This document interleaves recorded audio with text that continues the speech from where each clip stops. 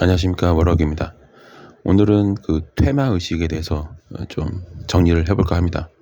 뭐 어려운 용어를 저도 모르지만 또 사용하지도 않겠습니다. 일단 이 얘기는 직접 제가 보고 경험한 것들만 이제 알려드리는 거기 때문에 아마 제가 모르는 방법이 있을 수도 있어요. 그리고 늘 말씀드리지만 저는 모든 걸 다 안다고 생각하지는 않습니다. 제가 모르는 게 분명히 굉장히 많아요.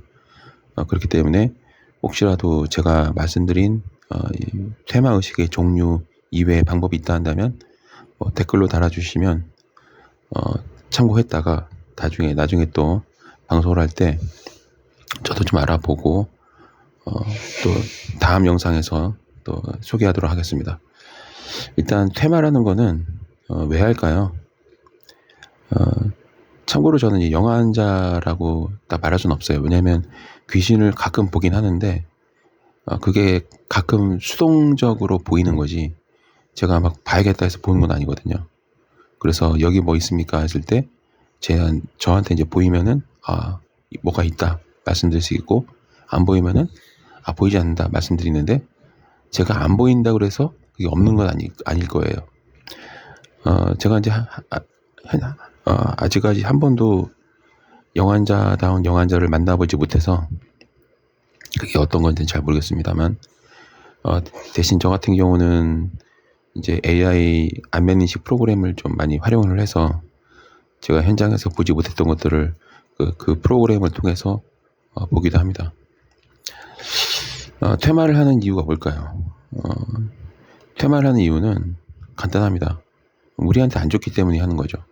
뭔가 몸이 아프고 일이 꼬이고 막 사람이 죽어나가고 건물 가격이 갑자기 떨어지고, 근데 떨어져도 그게 예측 가능하고 납득이 되면 상관없는데 전혀 동의할 수 없을 정도로 이상하게 떨어진다는 얘기죠.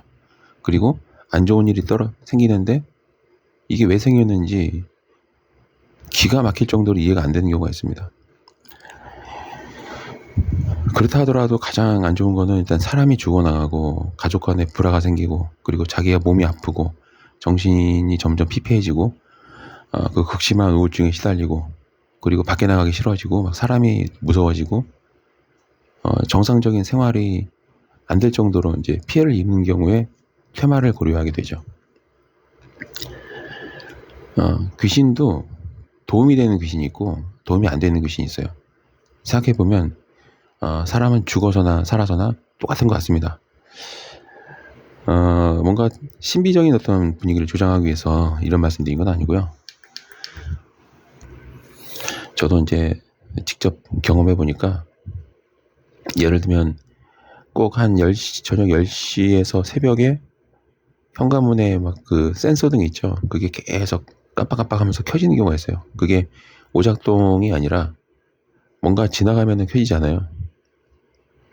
그런 데는 꼭 굉장히 안 좋은 일만 밀려옵니다. 정말 법적인 갈등, 송사에 휘말릴 수 있고, 또 갑자기 막 집안에 물건들이 고장나기 시작하고 정말 안 좋은 일이 막 쓰나미처럼 밀려오죠. 그래서 퇴마를 하는 거거든요.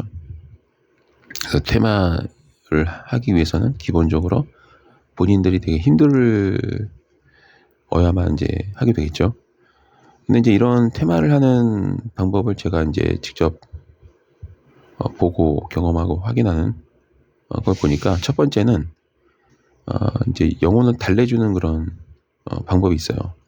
아마 그 대부분의 나라에서 얼르고 달래주고 한 풀어주고 막 그렇게 달래주면서 이제 좋은 곳으로 가라, 이렇게 그렇게 이제 설득하는 그런 의식을 많이 하는 것 같습니다. 대부분이 아마 다 그럴 거예요. 한을 풀어주고, 그리고 예를 들면은 땅에 묻혀야 되는데, 화장이나 땅에 묻혀야 되는데 그냥 길가에 널브러져 있어서 그것 때문에 이제 계속 그 특정 지역에서 사람들을 괴롭히는 경우도 있을 거고, 그리고 이제 참 아이러니하게도 조상들이 후손들을 그렇게 괴롭혀요.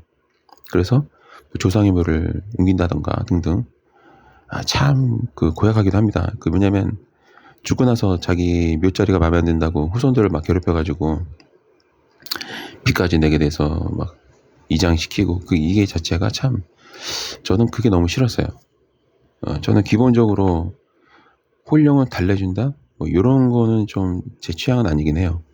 이따가 말씀드리겠지만, 네. 일단 그래서 가장 보편적이고 일반적인 거는 위령제가 있죠. 막 혼을 달래주고 막 구판을 벌이고, 그다음에 우리가 이제 대신 뭐 해줄 테니까 너는 좋은 데 가라 이렇게 하는 거죠. 두 번째가 있어요. 이제 두 번째는 좀 분류가 되긴 하는데, 두 번째는 이제 막 명령하고 호령하고 호통치는 그런 방식이죠. 그걸 아마 이제 이 호통치는 그런 퇴마의식을 하는 퇴마의식을 각각 그 퇴마의식을 부르는 명칭들이 다 각각 다르게 있을 거예요. 근데 우리가 뭐 그 명칭까지는 알 필요는 없고요. 딱 보면 일단 호통치는 겁니다. 맞으면 쫓아내는 거죠. 이 호통치는 방식은 또 두 가지로 분류가 됩니다. 첫 번째는 이제 어떤 경전이라든가 어떤 종교적 교리 이런 것들을 기반으로 해가지고 명령하는 그런 방식이 있고요. 두 번째 방법이 이제 가장 또 많이 보편화된 건데 개인적인 능력을 사용하는 겁니다. 보통 호통치는 그런 퇴마의식을 하시는 분들 보면은 빙의된 사람들에 대해서 막 소리 지르고 막 명령하고 막 혼내고 꾸짖고 그리고 내가 누군지 아느냐 이러면서 너는 누구냐 하면서 한마디로 맞다이를 뜹니다. 네. 그냥 맞짱 뜨는 거죠. 네가 이기냐 내가 이기냐 기싸움으로 꺾어가지고 쫓아낸다 그런 방식을 사용하는 경우도 있습니다. 근데 호통치는 방법이 이제 하나의 특징이란다면은 그 퇴마의식을 의식하는 사람의 능력에 따라서 이게 천차만별로 결과가 나온다는 거죠. 그래서 가끔 왜 어떤 무당들은 귀신 들린 사람이 전보러 오면은 막 쫓아내고 아니면 퇴마하러 왔다가 돈도 안 받고 그냥 주례랑 치기도 하고 도망가잖아요. 자기가 할 수 있는 게 아니다 하면서. 그런 이제 방법이 있습니다. 이 호통치는 방법은 사실 그렇게 좋은 방법은 아니에요. 왜냐면은 이거는 오히려 더 원혼을 더 자극할 수가 있습니다. 그래서 괜히 이게 영혼이 폭발해가지고 진짜 더 지독하게 들러붙어 있으면 이거는 실패할 확률이 매우 높습니다. 그리고 성공한다 하더라도 일시적인 경우가 많아요. 왜냐면은 호통치는 퇴마의식은 저는 좀 제가 뭐 사기라고 생각하진 않지만 이게 좀 문제가 된다고 생각하는 게 뭐냐면 일단 빙의된 사람이 지쳐요.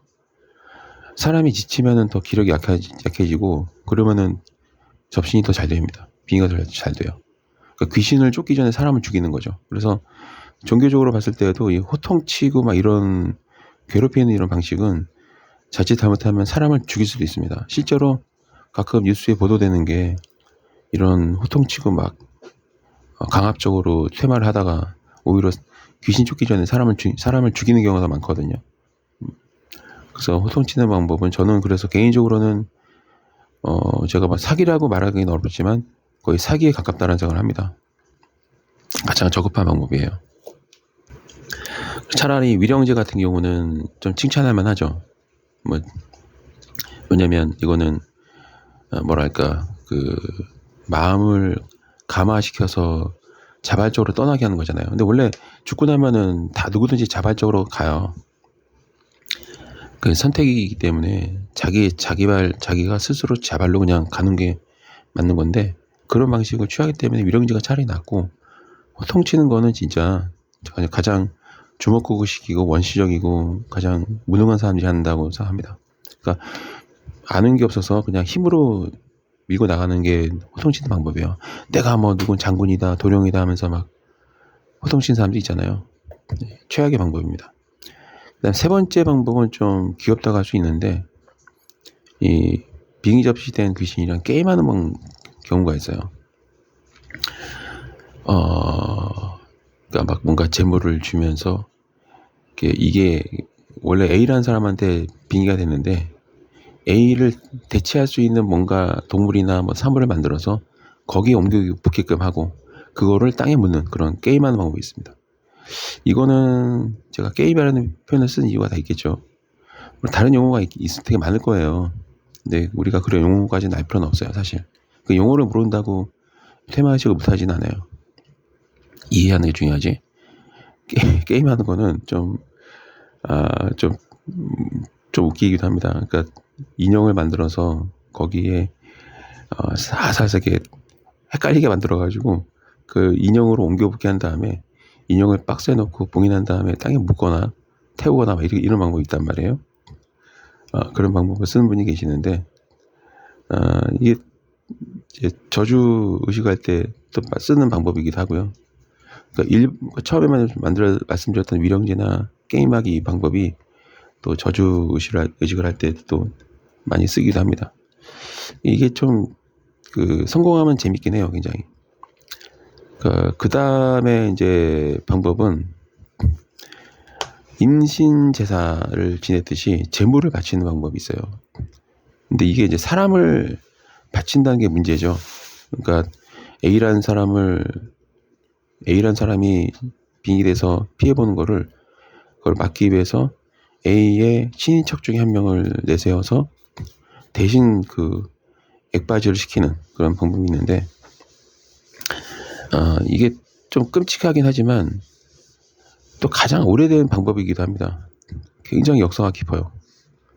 정말 오랫동안 해왔고, 뭐 인신붕양, 인신제사 역사가 굉장히 깊고 좀 끔찍하긴 하죠. 현행법상 할 수 있는 것도 아니고요.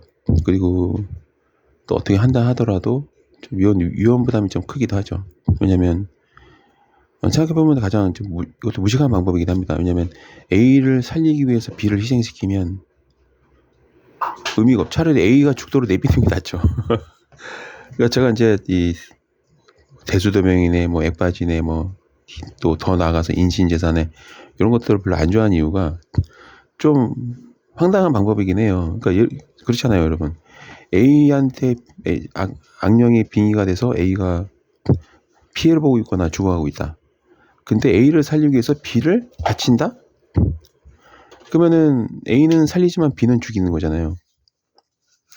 그럼 이게 무슨 의미가 있는지 이게 좀 말이 안 되는 거죠.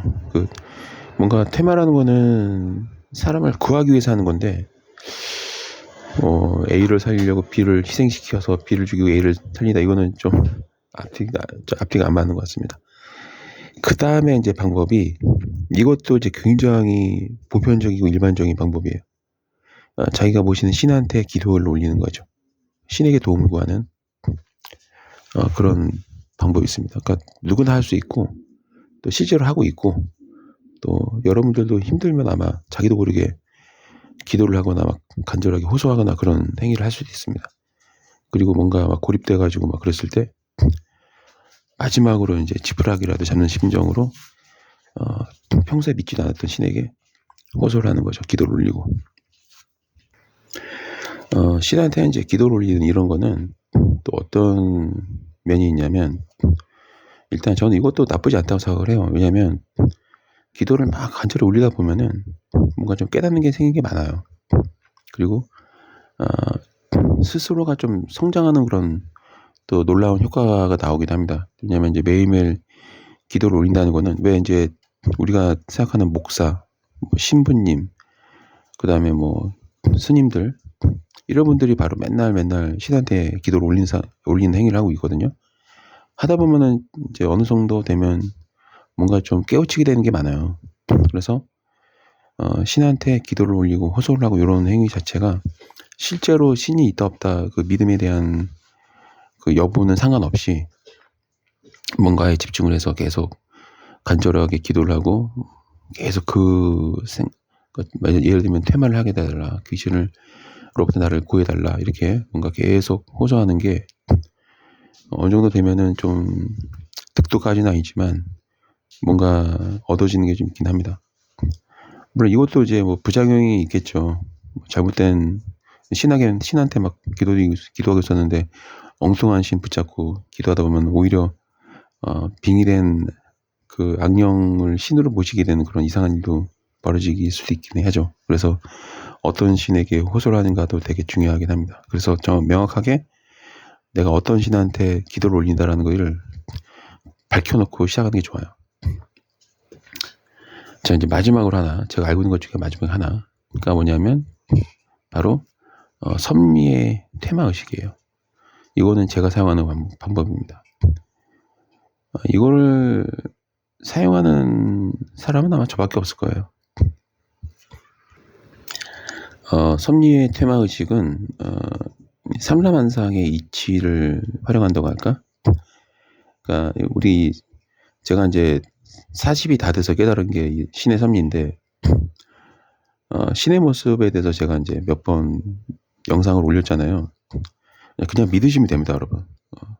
왜냐하면 제가 직접 그거를 뭐 한두 번 본 것도 아니고 정말 오랫동안 반복적으로 직접 확인한 거기 때문에 저는 정말 저 여러분들한테 그냥 믿어도 된다라고 말씀을 드리는 거예요. 그래서 사람이 보는 게 믿는 거라고 직접 봤고 또 과학적으로도 그 증명을 했고 논리적으로도 앞뒤가 딱딱 맞아요.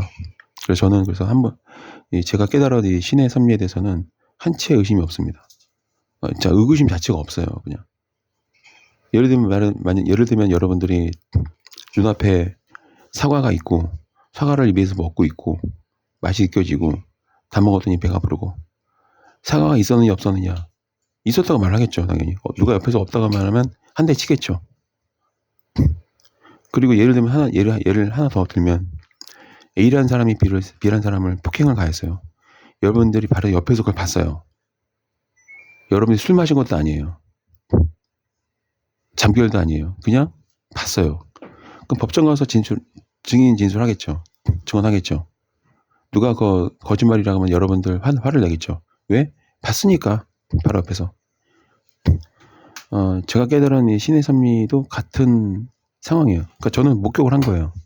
한 번 봤느냐? 아니에요. 아주 오랫동안, 그러니까 몇 년 동안 계속 그걸 경험하고 본 거예요. 그렇기 때문에 제가 다른 그 테마의식보다는 저는 오로지 딱 하나만 합니다. 섭리의 테마의식만 해요. 제 주술도 항상 섭리의 주술이라고 항상 제가 말을 하죠. 실제로 그렇기 때문입니다. 제가 만드는 부적도 다 신의 섭리에 따라서 그 이치에 따라서 만드는 거예요. 그래서 부적을 얼마든지 만들어낼 수 있습니다. 대신 사연이 필요하고 의뢰자가 있어야 돼요. 의뢰자가 없으면은 또 그 유니크한 그런 부적을 만들 수가 없어요. 왜냐하면 사람마다 사연이 다 다르기 때문에 공통적인 거는 만들어 놨지만 실질적으로 제가 사용하는 부적들은 되게 다양하게 있습니다. 근데 그것들 다 판매를 할 수는 없어요. 왜냐하면 첫 번째는 되게 힘들어요. 너무 똑같은 거를 계속 만드는 게 보통 일이 아닙니다. 그리고 이제 그 특별한 어떤 사연에 기반해서 만든 거기 때문에 일반적으로 이렇게 사용할 수 있는 부적은 아닌 것 같습니다. 이 섭리의 테마의식은 제가 뭐 100%란 말을 쓰기 좀 부담되긴 하지만 거의 그 정도로 먹힌다고 보시면 됩니다. 성공률이 거의 저는 100이라고 봐요. 그럴 수밖에 없는 게 이 신의 섭리는 예외가 없어요. 예외가 있다 한다면 그거는 그 예외 자체가 또 섭리일 거예요 아마. 그러니까 마치 제가 아까 호통치는 그런 테마의식이 두 가지로 갈라진다고 말씀드린 것처럼 예외라는 것 자체가 이미 또 하나의 섭리이기 때문에 근데 이제 제가 사용하는 이 섭리의 테마의식은 참 섭리의 주술은 예외가 없다. 예외가 없으면 무조건 적용이 되겠죠. 이게 뭐냐면 원래 사람이 죽고 나면 살아생전에 이제 수많은 선택들을 해요. 근데 그 선택들이 참 다양하게 나올 수 있습니다. 어떤 때는 뭐 나쁜 선택을 했다가 좋은 선택을 했다가 왔다 갔다 하는 사람도 있을 거예요.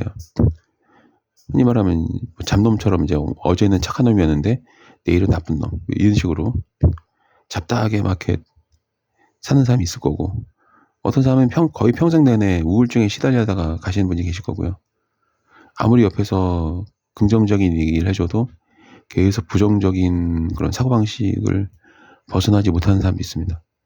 그게 거의 DNA에 있는 것처럼 본능적으로 태어나면서 죽을 때까지 계속 부정적인 그런 생각과 행동과 말에 그냥 파묻혀가지고 살다 가시는 분이 계세요. 그럼 어떻게 되느냐? 당연히 그 부정적인 선택을 했으니까 죽고 나서 그렇게 되겠죠. 반면에 이제 어떤 사람은 어떤 상황에서도 희망을 버리지 않고 웃음을 잃지 않고 긍정적으로 막 선한 영향을 끼치면서 극복해 나가는 그런 삶을 사는 사람이 있습니다. 이 사람들은 이제 되게 막 흔히 말하면 얄미울 정도로 이제 성공한 사람들이죠. 예를 들면 야 저런 상황이면은 자포자기 할 법한데 어떻게 일어났지? 와 100억이나 빚이 있었는데 그거 다 갖고 오히려 1,000억을 벌었단 말이야? 아니면은 가족들 다 품위박산 나오고 막 길바닥에 나와져서 이제 죽을 거라고 생각했는데 어느 날 또 구사일생으로 살아나가지고 막 정치적으로 큰 거물이 되어 있거나 큰 사업가가 되거나 아니면 뭐 다른 사람들한테 자신의 어떤 그 극복한 상황을 가르치는 선생이 되어 있거나 종교인이 되어 있거나 도저히 상상할 수 없는 인간의 어떤 승리라고 할 수 있는 그런 단계까지 가신 분들도 있죠. 예를 들면 막 어릴 때 장애를 얻고 부모님은 너무나 가난하고 그래서 밥도 제대로 못 먹고 하루에 한 끼 먹으면 많이 먹은 거다 할 정도로 굶는 거를 밥 먹듯이 하고 장애가 있고 그런데도 그 와중에서 가로등 앞에서 밑에서 책 봐가지고 공부해가지고 막 서울대 가거나 막 중앙대 가거나 이렇게 해가지고 또 가서 또 대학생 신분이라는 거를 또 잘 활용해서 과외도 하고 알바도 하고 막 그래서 장학금 받고 하면서 또 대학을 수석 졸업한 다음에 판사 되거나 검사 되거나 변호사 되거나 이렇게 이런 분들 계시고 지금 영화 같은 그런 삶을 사시는 분이 계시죠. 그런 것처럼 이 섭리의 이 테마 의식은 사람은 이제 영혼도 마찬가지입니다. 영혼도 살아생전에 했던 행동들과 지향했던 것들이 있어요. 평생 남을 질투하고 시기하다 가신 분도 계시고요. 저주하다 가신 사람도 있어요. 근데 그 자기가 속한 곳으로 가는 거를 또 거부도 할 수 있어요, 여러분. 그러니까 지옥이 갈 법한 일을 한 사람이 또 지옥을 안 가는 방법은 계속 여기 남아 있는 겁니다. 계속 가지 않고 그런 경우도 있습니다. 물론 이제 그런 경우는 어떤 경우냐면 본인이 명확하게 살아생전에 나는 또 태어날 거야 해서 계속 이 이승에서의 삶을 싫어했으면서도 불구하고 또 이승에 남아있는 거를 굉장히 희망한 경우가 있습니다. 그런 경우는 또 여기 남을 수 있긴 해요. 아니면은 사후세계 자체를 믿지 않아가지고 죽으면 끝이다라고 생각하면서 악행을 저지르는 사람들 있죠. 그런 사람들도 그냥 여기 남아서 계속 점점 부스러기처럼 무너져가는 그런 경우도 있습니다. 그러니까 적극적으로 막 나쁜 짓 하면서 행복을 느낀 놈들은 이제 거의 100이면 100 다 우리 흔히 말하는 지옥으로 간다 이렇게 보시면 되는 것 같고요. 그러니까 천국과 지옥은 강제는 아니다. 그래서 여기 이제 악귀가 있을 수 있는 거거든요. 그게 이제 그 많은 종교에서 뭐 죄 지으면 지옥 간다, 착한 일 하면 천국 간다 이렇게 가르치고 있지만 그럼에도 불구하고 그런 종교인들도 여기서 악귀를 몰아내는 구마의식을 하고 있습니다. 근데 악귀가 어떻게 여기 우리랑 같이 있을 수 있느냐 말이 안 되잖아요, 그렇죠? 당연히 지옥으로 떨어져야 되는데 지옥이 안 가고 여기 남아 있는 겁니다. 말이 앞뒤가 안 맞죠? 뭐 죄 지으면 무조건 지옥에 간다, 끌려간다 막 하면서도 지옥에서 기어 올라와서 사람을 괴롭힌다면서 구마의식하고 좀만 상식적으로 생각하면은 그 경전 자체나 종교인이 하는 말이 앞뒤가 안 맞다는 걸 알 수가 있어요. 제가 그런 것도 다 공부를 했기 때문에 말씀드릴 수 있는 거거든요. 섭리의 퇴마 의식은 같은 거는 같은 것들끼리 있는 게 법칙입니다. 여러분들도 마찬가지입니다. 여러분들 친구를 보면은 뭔가 통하니까 친구로 지내는 거지 안 맞으면 친구로 지낼 수가 없죠. 너무 안 맞으면 적이 되죠. 가족도 마찬가지입니다. 가족도 보면은 나하고 비슷한 가족이 있고 비슷하지 않은 가족이 있어요. 비슷하지 않은 가족은 성장하고 가정을 꾸리면서 멀어집니다. 거의 뭐 연을 끊다시피 연락 안 하고 살죠. 하지만 나랑 잘 맞고 비슷한 가족은 자주 연락하고 자주 만나고 친하게 지내죠. 예외가 없어요, 여러분. 물론 이제 적과의 동침을 하는 경우가 있죠. 그거는 일시적으로 뭔가 특정한 목적을 달성하기 위해서 이제 같이 어울리는 거고, 그런 어떤 인위적인 그런 인연 말고 대부분은 같은 거는 같은 것끼리 모일 수밖에 없습니다. 그거는 사물도 마찬가지예요. 우리가 예를 들면 제가 지금 영상을 녹음하면서 오른쪽에 펜을 들고 있는데 이 펜이 플라스틱으로 된 겁니다. 플라스틱이라는 성질을 가진 것이 같이 모였기 때문에 펜이 만들어질 수 있는 거예요. 종이도 마찬가지죠. 같은 성분이 모였기 때문에 종이라는 존재가 될 수 있는 겁니다. 다른 것들끼리 모여있으면 이게 흩어지게 돼 있어요, 결국은. 잠시 동안은 묶어둘 수 있지만 그냥 흩어지게 돼 있습니다. 같은 것은 모아놓으면 흩어지지가 않아요. 계속 단단하게 붙어있죠. 심지어는 그 우주 밖에 있는 행성도 마찬가지입니다. 행성도 뭔가 이 공명이라든가 이 주파수가 맞으면 계속 공전과 자전하면서 같이 어우러져 있고요. 안 맞으면 튕겨져 나갑니다. 그냥 예외가 없다니까요. 제가 과학적으로 제가 그냥 신비주의적인 어떤 종교만 공부하고 깨달은 게 아니고 뭐 과학 서적도 정말 많이 보고 또 저 자체도 또 이과 출신이고 이과 출신이면서 또 법을 전공했죠. 그 법도 마찬가지예요. 법리를 보면은 예외가 없이 적용되는 게 같은 거는 같은 것끼리 모일 수밖에 없는 것도 있습니다. 참 신기한 노릇이죠. 그리고 실제로 밖에 나가 보면은 다정해 보이는 커플 보면은 남매처럼 닮았습니다. 그 부부도 보면은 그 쌍둥이처럼 닮아 있는 경우가 굉장히 많아요. 근데 그렇지 않은 경우는 언젠가는 깨진 경우가 대부분입니다. 아니면 깨지지 않아도 매일 같이 싸우죠. 섭리의 이 주술의식은 매우 단순해요. 근데 단순한데 강력합니다. 그래서 저는 항상 테마에 대해서는 자신감이 항상 뿔뿔 넘쳐요. 이게 뭐 흉가 패가 어딜 가던 거기에 머무르고 있는 악령은 다 그들이 속해야 되는 곳으로 보낼 자신이 있습니다. 두려움이 없어요. 그래서 왜냐면 이게 제가 수년 동안 경험하고 저 또한 거기에 지배가 당하고 있고 또 모든 사람들이 다 여기에 지배를 당하고 있고 심지어는 우리가 살고 있는 이 지구조차도 이 섭리에 묶여있기 때문에 하물며 그 안에 있는 뭐 잡귀나 악귀 같은 경우는 말할 것도 없고요. 새들도 마찬가지고 곤충도 마찬가지고 똥 예외가 없습니다. 심지어는 물, 강, 바다 다 똑같아요. 여기까지가 제가 알고 있는 이제 섭리의 주술의식인데 그러면 이제 섭리의 퇴마의식은 어떻게 하는 거냐? 그걸 이제 궁금하시긴 할 거예요. 근데 제가 이제 말씀드린 것처럼 그거는 나중에 제가 이제 은퇴를 하고 상세하게 이제 어떻게 하는지 방법에 대해서는 말씀을 드릴 건데요. 좀 복잡하긴 합니다. 그러니까 준비할 게 더럽게 많아요. 정말 많아요. 준비할 게 많고 또 파악을 해야 될 게 많고요. 또 의식을 하는 진행 순서도 매우 좀 주의를 기울이는 게 많습니다. 그러니까 막 실수하면 큰일 난다 그런 건 아니고, 그러니까 참 할 게 많다. 제가 이제 그 가격을 책정할 때에도 최대한 낮추고 노력을 하지만 할 게 엄청 많기 때문에 거기 최소한으로 일단 가격을 책정하고 있습니다. 어쩔 수가 없어요. 왜냐면은 우리가 예를 들면은 밤샘 알바 같은 거 있잖아요. 막 철야 무슨 일을 하는 그런 단가가 무조건 다 높죠. 택시도 뭐 심야 택시는 높은 것처럼 그런 관점에서 만약에 비용 안내를 받으시면 뭔가 할 게 많아서 저렇게 좀 부르나 보다.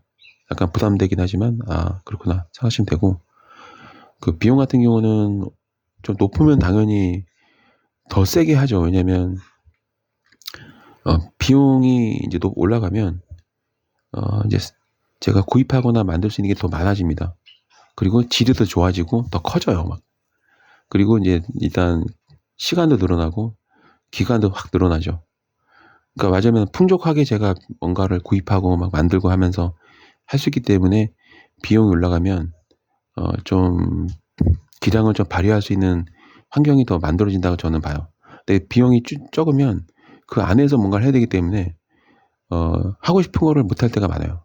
그래서 비용 같은 경우는 이제 비용이 좀 필요한 게 어쩔 수 없어요. 그거는 예를 들면 우리가 뭐 10,000원짜리 물총이랑 30,000원짜리 물총이랑 성능이 다르잖아요. 좀 더 가격 올리면은 건전지가 들어가서 막 자동으로 물이 막 나가잖아요. 기관총처럼. 비비탄 총도 마찬가지죠.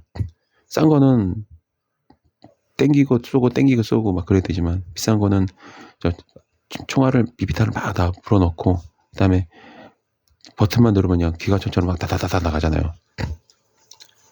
네, 다 똑같은 것 같습니다. 옷도 시계도 막 다 똑같죠. 뭐 이렇게 가격이 좀 더 쓰면은 더 좋고 편리하고 정확하고 그런 거 있는 것처럼 비용도 이 테마라든가 모든 주스르시기의 비용은 그 비용에 올라갈수록 당연히 효과가 더 좋을 수밖에 없고 효과가 좋을 수밖에 없는 거는 예를 들면은 제가 이거 할 때 이게 어떤 거를 내가 구입해서 하고 싶은데 예산이 늘어나면 그런 것들을 제가 이제 막 부담 없이 막 구입해서 사용한단 말이에요.